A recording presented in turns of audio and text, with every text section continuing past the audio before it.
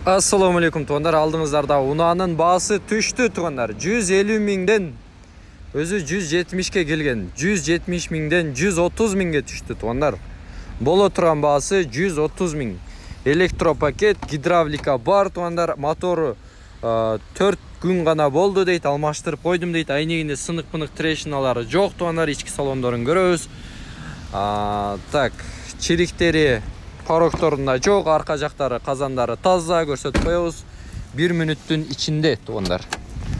Келіңіздер. Арқаңқы салондары жана парок жағын көрсетіп қойын.